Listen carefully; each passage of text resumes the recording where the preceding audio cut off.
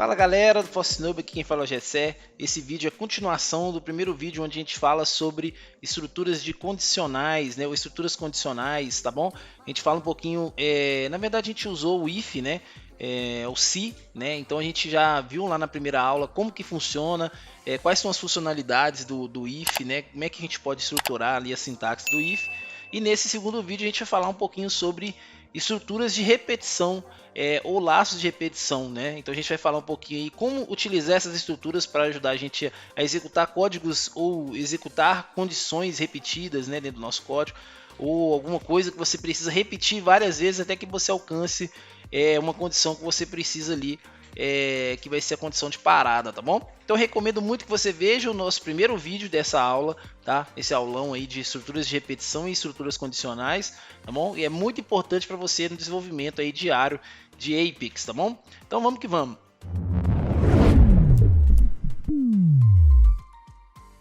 Bom pessoal, já estou aqui com a janela de execução anônima, tá? Que a gente abre pelo debug, tá? E Open Execute Anonymous Window, tá? Que a gente está utilizando essa janela para a gente poder executar códigos aqui com mais fluidez, tá? Porque se eu estivesse criando em uma classe, né? Uma classe Apex, eu teria que ter um fluxo para me utilizar essa classe. E aqui eu consigo executar como se fosse uma janela de testes, né? Tá bom? Então vamos começar a entender aqui estruturas de repetição. A primeira que a gente vai aprender aqui é a estrutura do for, tá? For, beleza? Ele é dessa forma, tá? A sintaxe simples, né? Que o entendimento simples dele, vocês vão ver que a gente vai ter mais coisas para colocar aqui dentro dele, mas uma sintaxe simples dele seria essa, tá bom? A gente vai declarar primeiro for, né? A palavra for, que é o equivalente ao faça, né? Em português, né? O para, né? O para, né? Para essa condição que eu tenho entre parênteses, faça isso, tá bom? É como se eu estivesse falando, né? Pseudocódigo aqui, se eu não me engano, seria assim, ó. Faça condição aqui, ó. Condição, né? E aí eu pego, opa, na verdade é para aqui, né? Para uma condição que eu tenho aqui dentro, né? Faça isso que está aqui dentro do chaves, tá bom? Então, de uma forma simples e tosca, seria mais ou menos isso, né? Só que a gente vai entender aqui agora, com calma, como que funciona essa estrutura de repetição for, tá bom? Então, a primeira coisa que eu vou fazer aqui, eu vou criar aqui uma variável inteiro, tá? Integer, vou colocar aqui, ó, soma, vou colocar só, integer soma, beleza? Porque essa variável vai ser uma variável de controle para mim mais para frente, tá? A gente vai entender aqui o nosso bloco de código, o que eu vou utilizar, o porquê eu vou utilizar aqui, né, a variável soma, tá bom? Então vamos entender aqui a estrutura do for. A primeira coisa que eu tenho para me declarar uma estrutura de repetição, né, for, né, eu primeiro preciso definir uma variável de controle dentro desse for, tá? Esse aqui é um tipo de utilização do for, tá, pessoal? Um tipo de utilização do for. A gente tem duas formas, eu vou mostrar essa primeira, tá? E vou mostrar a segunda, tá?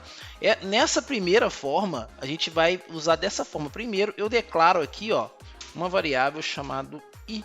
Poderia ser qualquer nome, tá? Aqui, eu tô colocando i pra gente poder, pra ficar mais claro pra gente, tá bom? Essa variável, a gente vai entender qual que é a função dela no final, na hora que eu acabar de fazer toda a sintaxe aqui do meu for, tá bom?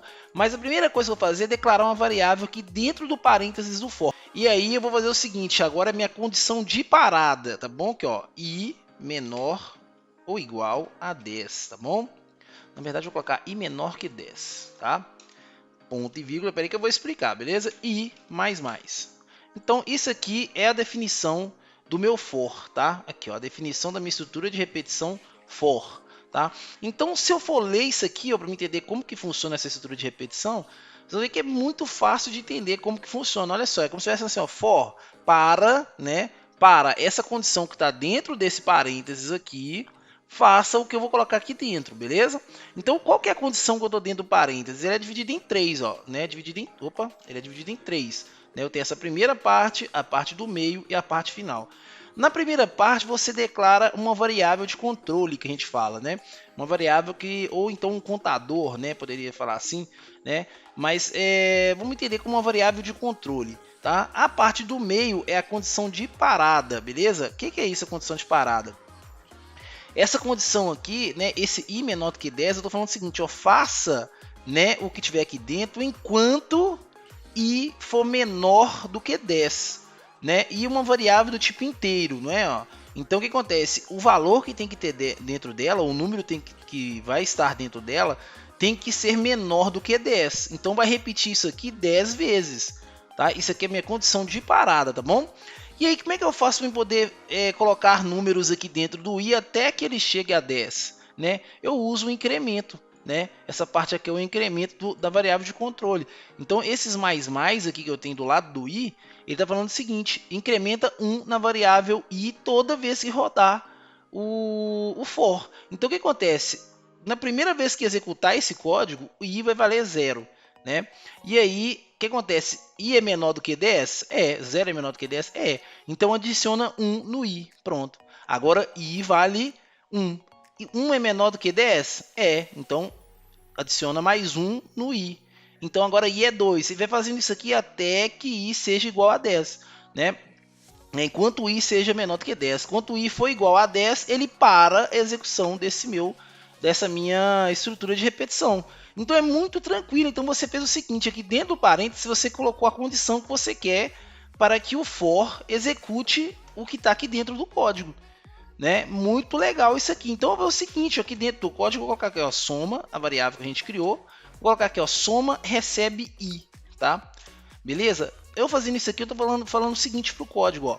Eu quero que toda vez que você for repetindo isso aqui, né, toda vez que você entrar nesse loop aqui de execução, você armazene o valor que está na variável i dentro de soma. Então vamos entender que ó, na primeira vez que você executou o código, i vale 0, i é menor do que 10, então tá válido para poder rodar o fluxo. E aí o i vai receber 1, então pronto, soma vai receber 1. Beleza? I vai estar valendo 1, então soma recebe 1. Rodou de novo. I é menor do que 10? É. Então adiciona mais 1 no i. 1 já tinha 1. Agora 1i, agora que tinha 1, vai valer 2. Agora i vale 2. Soma recebe 2. Beleza? E vai fazer isso aqui até que soma receba os números todos, né? 10, tá bom? Então é o seguinte, ó. Se eu colocar aqui, ó, um system.debug, olha só que legal, ó. Valor da soma, tá? Aqui, ó, e vou colocar aqui mais soma, tá bom?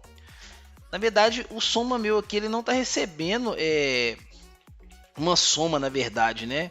Ele não está recebendo uma soma, mas vamos fazer desse jeito que depois eu vou colocar aqui um mais i mais i para a gente ver o que acontece, tá? Mas vamos lá, aqui, ó, mandei então aqui repetir toda vez que for executar aqui, ó, na primeira vez, na segunda, na terceira, quarta, quinta, até a 10ª vez, vai mostrar na tela para a gente o valor do soma, tá? E o valor do soma a gente sabe que é o valor do i, beleza? Tá? Eu poderia mandar simplesmente aqui mostrar o valor do i, né? Mas só para a gente ficar um pouco mais didático, vou colocar aqui para mostrar o valor do soma, tá bom? Então vou executar esse código aqui para a gente ver o que vai acontecer, tá? Pessoal, antes da gente fazer um teste aqui, né, para a gente ver como que vai funcionar aqui a execução do for, tem uma coisa importante aqui no integer, tá? A gente vai ter que fazer a atribuição dele aqui de um valor, tá? E eu vou fazer ele receber 0. Por que eu vou fazer isso? Porque se você não setar um valor aqui para o i, né, um valor inicial para o i, ele vai vir de cara com null, né? O valor padrão dele é ser null. Então, como ele é nulo, ele não chega nem a entrar nessa condição da gente aqui, ó, o valor nulo do integer. Tá? E toda vez que você declara uma variável igual soma aqui, né, ele está com valor null. Se eu mandar imprimir o soma, ele vale null. É nulo, ele não tem nada dentro dele, tá? Então você tem que atribuir um valor à variável sempre que você cria ela, e você quer usar ela, inclusive dessa forma aqui, é bom que você atribua um valor. Aqui em soma eu não vou atribuir valor, né, nela, porque eu já estou atribuindo um valor nela aqui embaixo, tá? Então é sempre bom que você, quando declarar uma variável, acrescente valor a essa variável. Inclusive quando você estiver utilizando dentro de um for, né, você inicializa a variável, né, colocando o valor inicial para ela. Então eu estou colocando aqui, ó, integer começa i, né, recebe 0, tá? Ele vai começar com 0. 0 é menor do que 10, e aí ele vai acrescentar 1 na variável i, e assim por diante, até que a i seja menor do que 10, tá bom? Então vamos fazer o teste aqui, como que rodou isso aqui, né? Vamos dar um execute, debug only, e aí a gente viu aqui, ó, como que foi executado o nosso código lá. Então começando com o i valendo 0, né? I começou valendo 0, tá? E aí ele foi acrescentando, ó, i agora vale soma, né, que recebe o i vale 1 na segunda execução. O soma recebe i, que vale 1, né? Deixa eu colocar aqui do lado pra gente ver, ó. Olha só que bacana, ó. Na primeira execução, soma vale 0, né? Porque o i vale 0, tá? Na segunda execução, soma agora vale 1, porque o i agora recebeu 1 aqui no incremento, tá? E assim por diante, até que chegou a condição de parada, ó. I não é menor do que 10? É. Aqui, ó, 9, né? Agora, se o i receber mais 1, i vai ser igual a 10. Então, se i for igual a 10, ele já não pode rodar mais, né? Então, aí a gente completou aqui, ó, o ciclo corretamente, ó. O for foi executado corretamente. Então, ele executou o que está aqui dentro aqui, ó, em formato de loop, né? Várias vezes, de acordo com a condição que você colocou para ele aqui dentro, tá bom? Então, isso é uma estrutura muito simples de repetição, né? O for, né? Muito fácil de entender essa estrutura de repetição, tá? Ele é muito tranquila.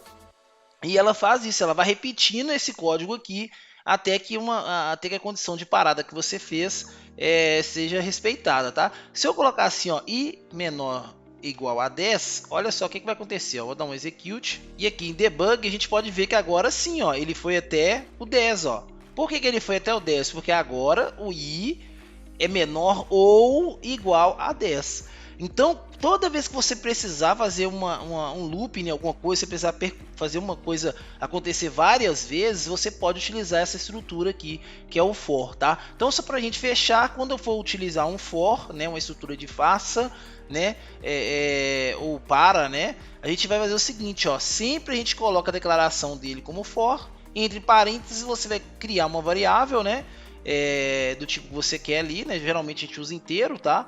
E aí a gente vai fazer o seguinte, faz ela inicializar com 0, né? Ou então de acordo com que você precisa, né? Qual que é a posição que você precisa que ela inicie. Faz a sua condição de parada e faz o incremento. Então esse aqui é o formato mais simples de você utilizar um for, tá? Dentro dos seus fors, tá bom? Muito legal, né? Agora vamos para um outro tipo de utilizar for, tá, pessoal?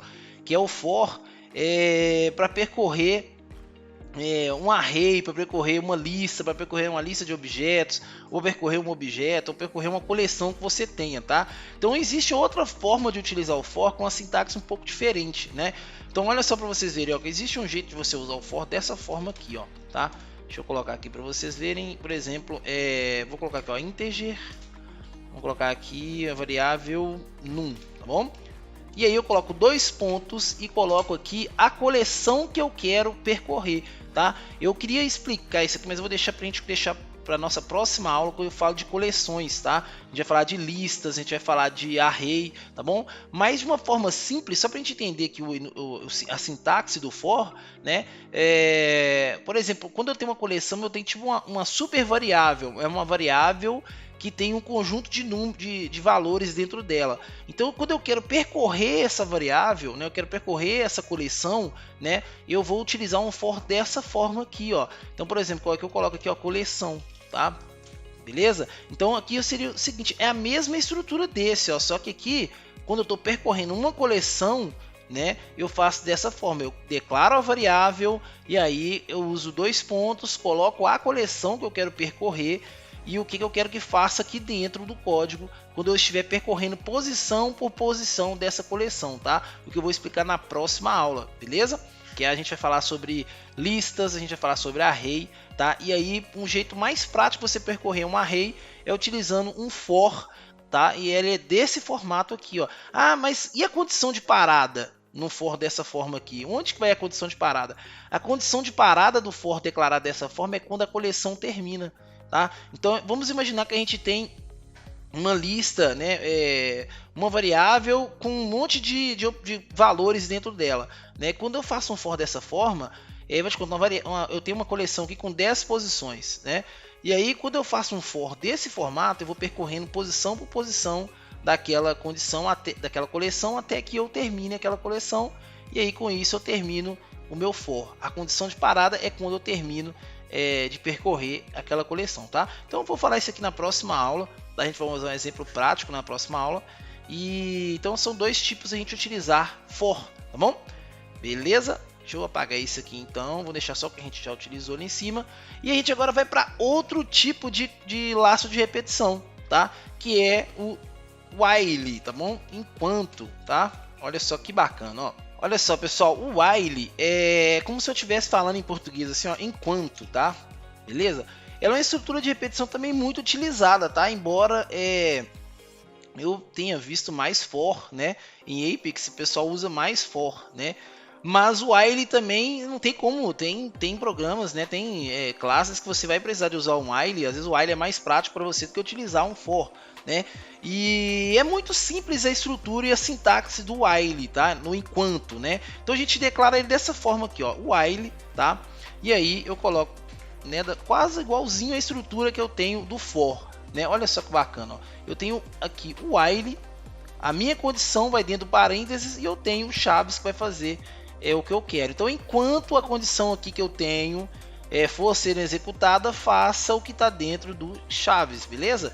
Muito tranquilo, muito fácil. Vamos ver o seguinte, para a gente fazer esse while, então, eu vou criar aqui uma variável do tipo integer, tá?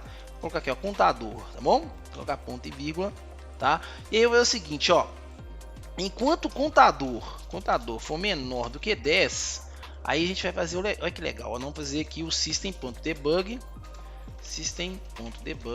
tá? Vamos colocar aqui, vou mandar mostrar para mim o contador, tá? Contador, beleza? E aí eu vou colocar aqui, ó, contador mais. O que a gente viu na primeira parte aqui da nossa aula? O mais é o que? Um sinônimo, né, aqui de incremento, tá? É como se estivesse falando assim, ó, incrementa, né?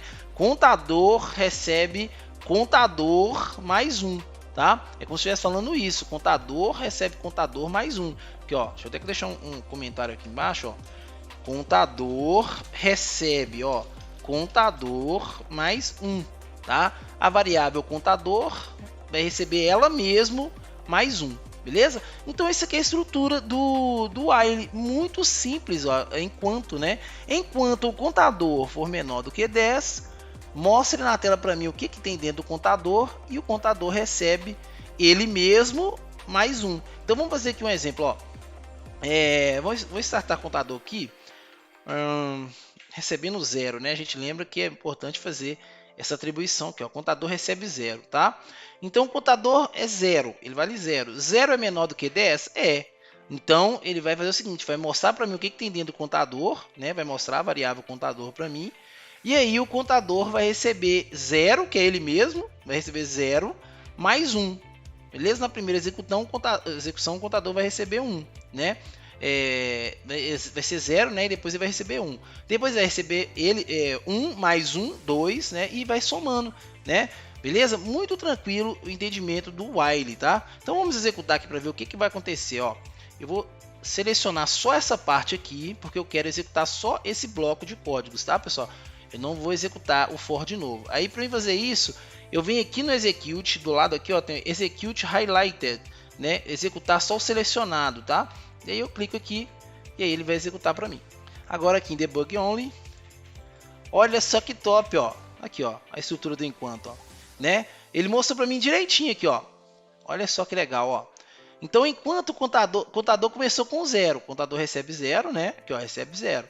Primeira vez que vai rodar o while, o contador é menor do que 10, beleza? Então ele vai lá e vai o seguinte, mostra o contador, né? E agora, depois que ele mostrou o contador, que é o valor 0, ele vai acrescentar 1 no contador, tá? Pronto, aí foi lá, o contador agora vale 1, né? Voltou de novo para cá, 1 é menor do que 10? Mostra então 1 e adiciona, né, o contador, que é 1, mais 1. Agora o contador vale 2 e vai fazendo isso aqui até que o contador seja igual a 10. Quando o contador for igual a 10, ele vai parar isso aqui, porque não pode, tem que ser menor do que 10. E aí ele finaliza aqui o while. Então olha que simples, é muito simples, ó, né? É muito tranquilo de trabalhar com enquanto, tá? Muito simples mesmo, não tem nem mais o que falar dele aqui, muito tranquilo, tá? Outra coisa interessante, eu posso colocar outras coisas aqui dentro, por exemplo, eu posso colocar um if aqui dentro para poder executar alguma coisa, né? Uma condicional aqui dentro, né? Eu posso fazer isso? Pode. Você pode fazer um for dentro do while? Pode também. Só que você tem que ter em mente que quanto mais você está colocando quanto mais você vai vamos dizer assim, complexando o seu código, deixando o seu código mais complexo, né, com esses tipos de definições dentro de um laço de repetição, isso que vai ser executado todas as vezes que for executado. Então, por exemplo, se eu fiz um if aqui, eu vou executar esse if dentro do while todas as vezes que o while for executado. Então, se eu tenho aqui um while aqui, né, um contador que vai executar 10 vezes, ele vai executar 10 vezes o if e o for também. Como o for é um laço de repetição, então ele vai executar o while, vai executar o for, e aí você vai aumentando a complexidade do seu código, tá? Isso não é uma boa prática, tá, pessoal? Porque isso, além de aumentar a complexidade do seu código, de entendimento, a complexidade de execução do seu código, aumenta muito a facilidade aí, aumenta muito a probabilidade de erros serem estourados por causa dessas estruturas de repetição dentro de estrutura de repetição, tá? Então não é bom que você faça isso, tá? Então evite fazer esse tipo de coisa, tá? For dentro de while, for dentro de for, tá? Por mais que às vezes a gente sabe que você não conseguiu visualizar uma opção melhor ali, você pegou e usou um for dentro de for, mas tenta não usar, beleza? While dentro de for dentro de while, tá? Então não é uma boa prática você fazer dessa forma, tá bom? Então é muito tranquilo, né? Eu poderia fazer isso aqui, ó, para ficar um pouco mais visível, ó, valor do contador, vou colocar aqui assim, ó, beleza? E aqui o mais para concatenar o contador e vou dar um execute. Opa, eu executei os dois, né? Aqui o de cima é a execução do meu for, né? Porque eu mandei executar tudo ali, não executei só o selecionado. E aqui embaixo o valor do contador, tá bom? Muito legal, né? Então, mais uma estrutura que a gente viu, ó. A gente acabou de ver o for, que é muito fácil. Acabamos de ver o while também, que é muito fácil também, tá? E agora vamos ver outra, ó. Muito legal essa daqui também, ó. Essa aqui é diferente, hein? Essa é o do while, ó. Mas qual que é a diferença do while para o while? Eles são exatamente iguais. A única diferença é na sintaxe aqui que você faz, ó. Você muda a ordem de execução dessa estrutura de repetição. Então eu faço assim, ó, né? Quando eu quero fazer um do while, eu faço assim, do, né? E aí, aí coloca aqui o while depois aqui, ó, né? Da chave, ó, do while, tá? Deixa eu colocar aqui assim, tá bom? E aí eu faço assim, ó. Olha só que interessante. É como se você estivesse falando assim, ó, faça isso aqui primeiro, enquanto, né, a minha condição for ser entendida, tá? Então é muito igual o while. O while aqui é diferente, porque eu faço o seguinte, ó, enquanto isso aqui for sendo válido, faça isso aqui. No do while eu tô falando assim, ó, faça isso enquanto isso for sendo atendido, tá? É muito igual, né? Então são duas estruturas aí que vai chegar alguma condição que você precisa utilizá-la, né? Alguma situação que você precisa utilizar o do while, né? Para facilitar aí o seu entendimento ou facilitar o que você está fazendo, tá? Então vamos fazer ele aqui. Eu copiei, né, o código aqui, coloquei aqui dentro, que é a mesma coisa, e vou fazer a mesma coisa aqui também, ó, né? Ó, a condição vai ser essa, ó, beleza? E aí eu coloco aqui um ponto e vírgulazinho aqui do lado, tá bom? Então faça isso aqui enquanto o contador for menor do que 10. Vamos executar para ver o que vai dar?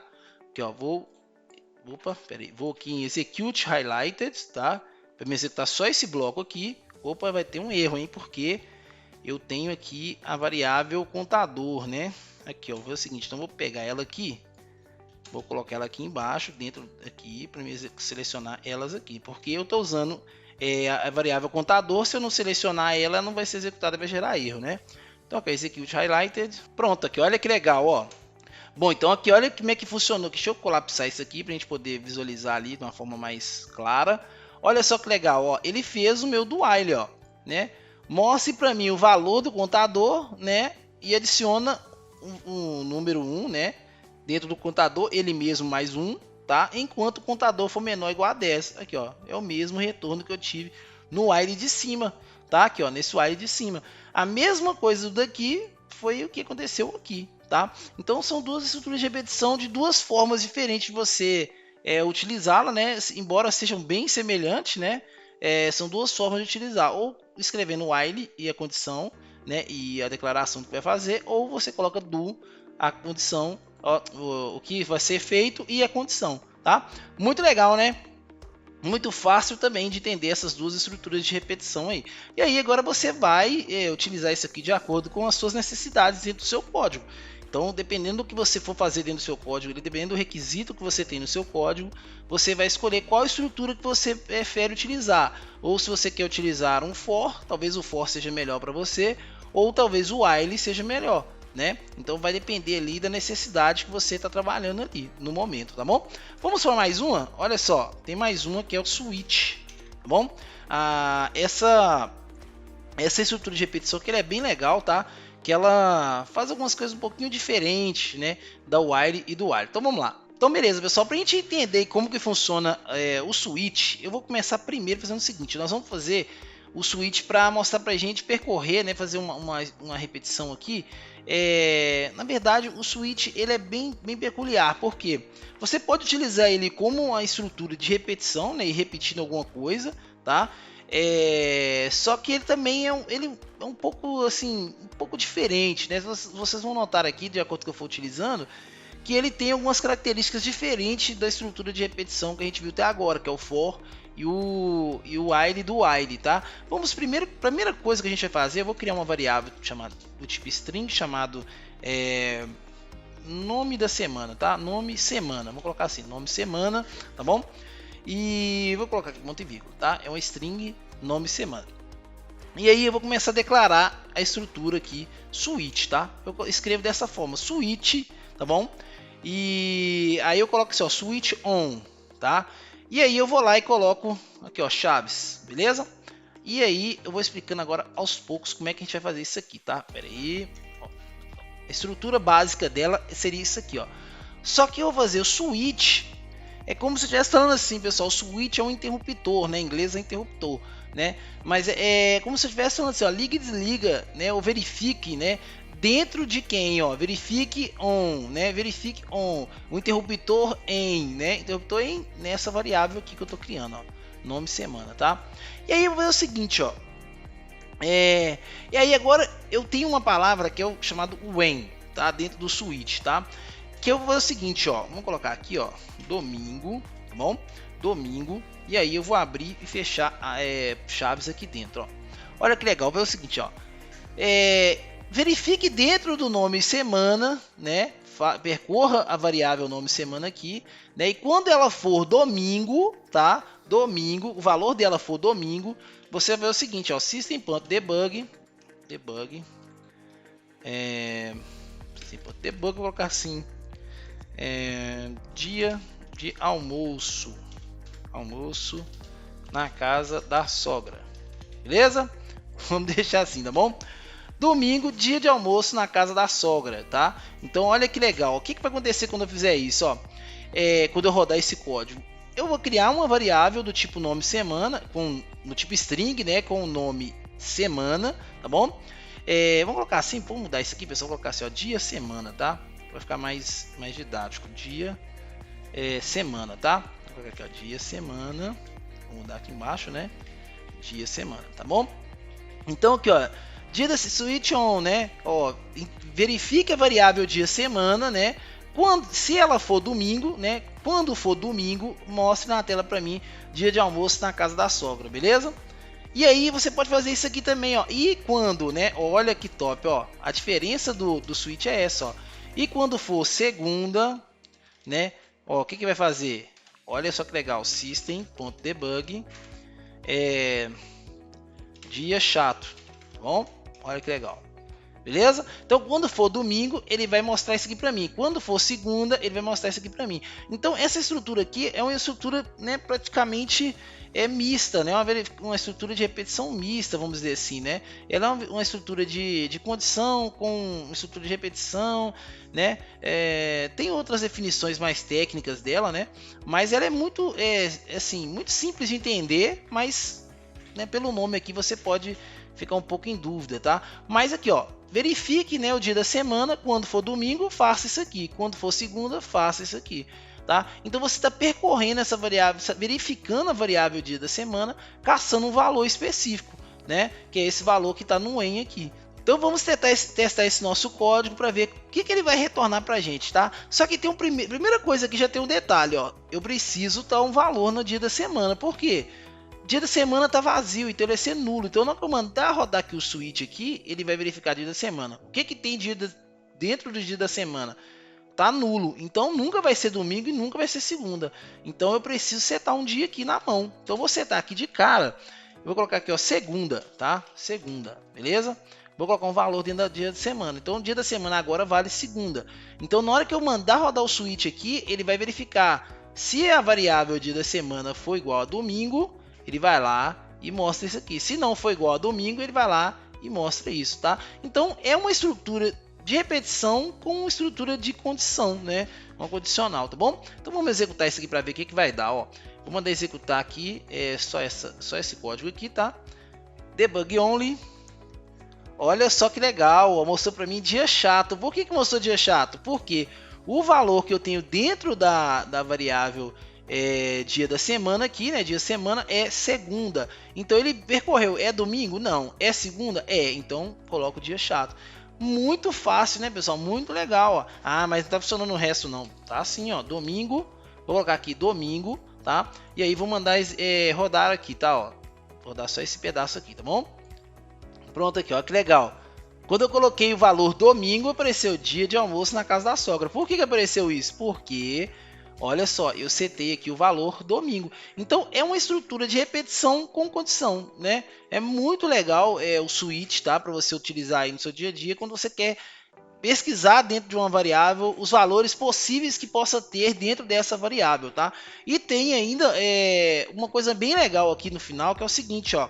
É o when else. Olha só que legal. Vamos falar. Opa, when else. Mas nós já vimos lá, né, na primeira aula o que significava o else, né? É o então, né? Ou se não, né? Vamos falar assim, né? Se não. Então vamos fazer o seguinte, essa estrutura aqui é uma estrutura default que a gente fala, né? É o valor, valor default, né? Assim, ó, default, tá? O que acontece? Eu vou mostrar o que tem aqui dentro desses chaves aqui quando eu verificar o dia da semana e não for domingo nem segunda, né? Então quando eu mandei rodar o switch, ele vai lá e verifica domingo, dia da semana é igual a domingo? Não. É igual a segunda? Não. Então não tem. Então eu vou colocar o que acontece quando eu verifico a variável dia da semana, né, e não achei os valores que eu procurava. Então eu vou colocar aqui, ó, system.debug, né? Eu vou colocar aqui, ó, dia da semana não encontrado. Beleza? Tranquilo? Vamos ver se funciona, ó. Aqui o domingo, né, a variável dia da semana está com domingo, eu tenho os 2 dias aqui. Então vou colocar aqui, ó, terça. Terça eu não tenho tratativa para terça-feira, tá vendo? Como eu não tenho tratativa para terça-feira, o que vai acontecer? Vai falar esse valor padrão aqui, tá bom? Então vou lá e vou mandar executar isso aqui, ó. Selecionar, execute. Olha aqui, pessoal, que bacana, ó. Dia da semana não encontrada. Por quê? Porque ele mostrou o valor padrão, né? Então essa estrutura do switch é muito tranquilo de entender. O switch, ó, né? Muito tranquilo, né? Você primeiro declara o nome aqui, né? Switch on. Em quem? Você vai fazer essa interrupção em qual variável? Dia da semana, tá bom? E aí você vai verificar com os whens, né? Aqui, ó, os whens, tá? Se ela for igual a domingo, né? Quando for domingo, faça isso. Quando a variável dia da semana for domingo, faça esse código. Quando for segunda, faça isso. Quando não for nenhum dos dois, não foi encontrado aqui, faça dia da semana não encontrado. Show de bola, né? Então tá aí essa estruturazinha muito legal. Eu gosto muito de utilizar switch assim, né? Quando se encaixa aos requisitos do meu código, né, pessoal? Mas na maioria das vezes a gente usa mais o for mesmo, né? O for é muito utilizado. Mas tá aí essas 3 estruturas para vocês estudarem aí, brincar um pouquinho com ela. Switch, né? Do while, tá? O while, beleza? E o for, né? Desse formato mais simples, e o for que a gente vai aprender na próxima aula. A gente vai aprender a utilizar o for que eu mostrei aqui, o for só assim, né? O for, né, para percorrer integer n, tá? Para percorrer uma coleção, tá bom? Beleza? Então não perca a próxima aula que a gente vai falar sobre esse for aqui, mas antes a gente vai aprender o que é coleção, a gente vai aprender o que é lista, a gente vai aprender o que é array, tá? E é muito importante para vocês aí nessa caminhada de aprender os itens básicos ali, né, a lógica de programação básica aí, tá bom? Para Salesforce, beleza? Então é isso aí, pessoal. Se você não é inscrito, se inscreva, deixe seu like e vamos para até a próxima aula. Valeu!